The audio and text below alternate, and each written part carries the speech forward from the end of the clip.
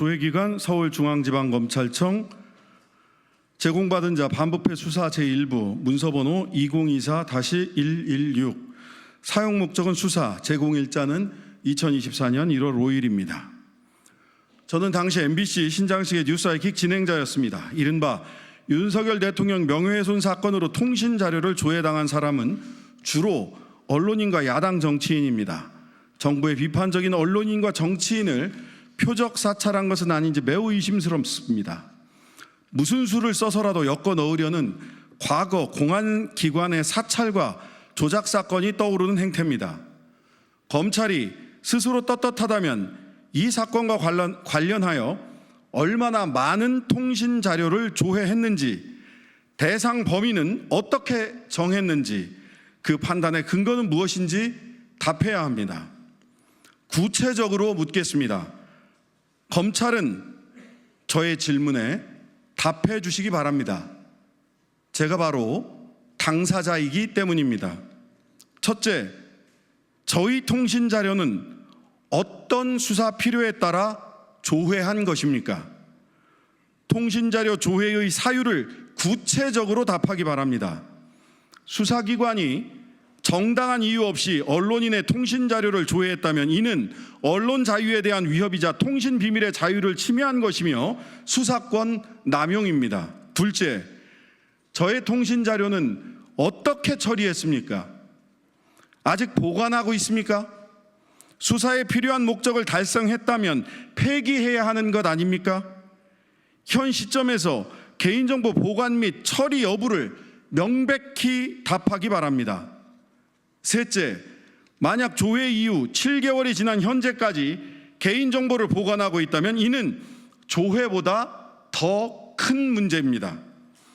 목적이 불명확한 수사를 이유로 광범위한 조회를 통해 다수의 개인정보를 보관하고 있다면 이는 검찰이 디지털 캐비넷을 구축한 것이며 이 자료는 언제든 사찰에 이용될 소지가 있다는 점에서 사찰의 첫 단계라 할 수 있습니다. 검찰은 현재 사찰하지 않았다고 항변할 것이 아니라 앞으로도 사찰에 쓰이지 않도록 모든 자료를 폐기해야 합니다. 왜 보관하고 있는지, 언제까지 폐기할 것인지 답하기 바랍니다. 넷째, 통지 유예 사유를 구체적으로 밝혀주십시오. 전기사업통신사업법에서는 헌법이 보장한 개인정보 자기결정권을 보장하기 위해 통신자료를 조회한 후 30일 이내에 통지하도록 하고 있으며 통지 유예 사유를 엄격히 정해놨습니다. 즉, 국가 및 공공의 안전보장을 위태롭게 할 우려가 있는 경우. 두 번째, 피해자 또는 그 밖의 사건 관계인의 생명이나 신체의 안전을 위협할 우려가 있는 경우에는 해당 사유가 해소될 때까지. 셋째, 증거인멸, 도주, 증인 위협 등 공정한 사법 절차의 진행을 방해할 우려가 있는 경우. 넷째, 피의자, 피해자 또는 그 밖의 사건 관계인의 명예나 사생활을 침해할 우려가 있는 경우.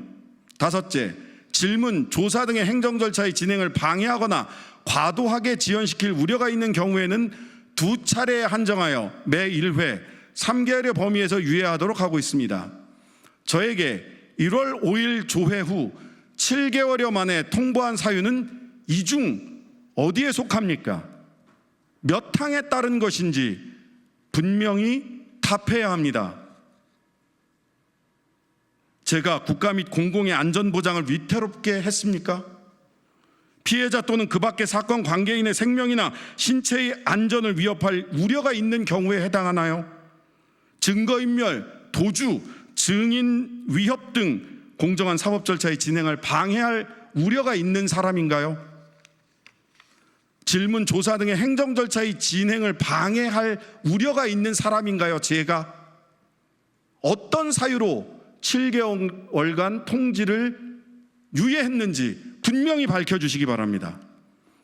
통신자료는 이용자의 성명, 주민등록번호, 주소, 전화번호, 아이디, 가입일 또는 해지일을 제공하게 됩니다.